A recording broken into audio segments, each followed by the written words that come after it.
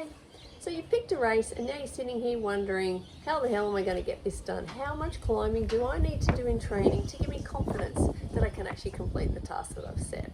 Now, as part of your race preparation, you don't go out and run the race distance with the equivalent amount of climbing, do you?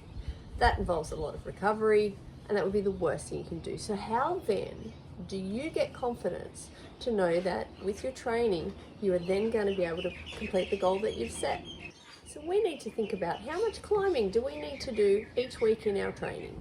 So first of all, have a look at your race information and work out how long it actually is and how much climbing there is you need to do. Now I've got three examples here. I've got Kepler in New Zealand, 60 kilometres and 2,200 metres of climbing.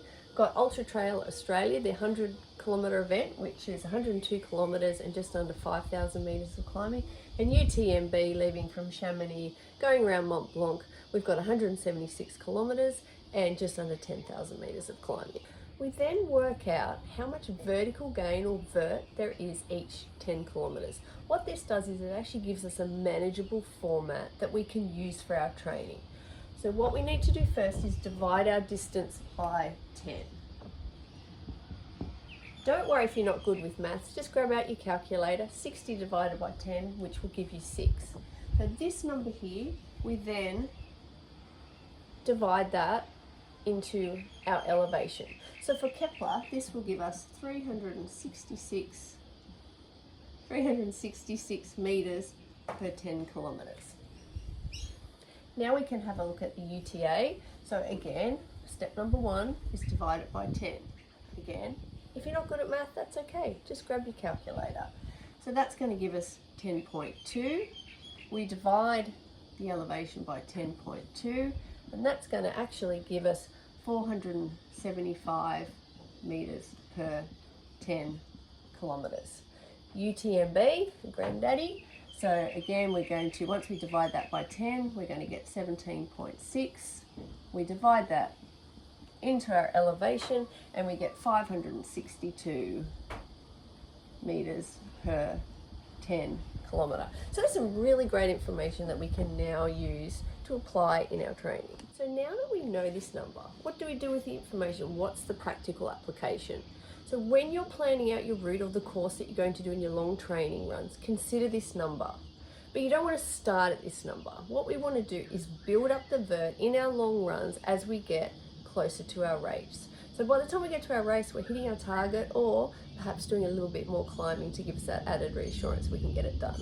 Also use this number when planning out specific hill sessions where you generally want to aim a little higher than this target. You can apply this number to your overall weekly vert. So for me, for example, I live in a very flat area, so I'm actually chasing that vert in my long weekend trail runs. Whereas if you live in a hilly area, you might find you can get in a really good hill session during the week, plus your longer trail run. So you need to take into account both these numbers when thinking about the overall vert that you're doing in your training. You also need to consider your running load and what your body can handle, and whether backing up each weekend with big climbs is really the best for your training. For some people, it works well to alternate a big climbing weekend with a more runnable long run. Again, it can get complicated, and that's why a coach can sometimes help. Consider nuances like the terrain that you're training on. Perhaps your course has a lot of stairs in it. And also think about the race profile and where most of the climbing is.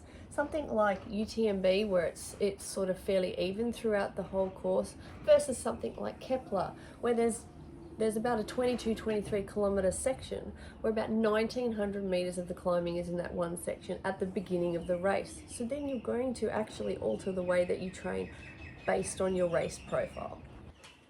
So how do you then plan your long run or hill session? Now I use an app like Stride when I'm planning a new course, just to give me an idea of how much climbing there is. There's many apps that you can use, so feel free to just leave a comment and let everybody else know the types of apps that you're using to help work out your course and how much climbing is. If you don't use apps, that's also okay. Sometimes you just go for a run and then look at how much climbing you've done after your run and then build on or decrease from there.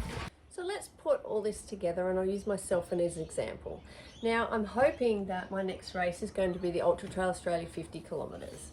So when we do the math, we work out, again as a reminder, the vert per 10 kilometres. So it's 50 kilometres, 2733 meters, and it works out to be 546 meters per 10 kilometers.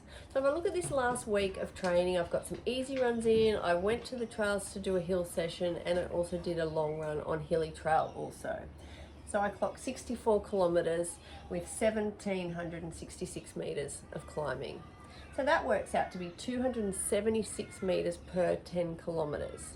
Given that I'm about 16 weeks out of the race at the time of me recording this, it's actually pretty good of where I want to be, because I've got plenty of time to actually build up to where I need to be. Let me know if any of this helps. Let me know if you have any questions, and good luck.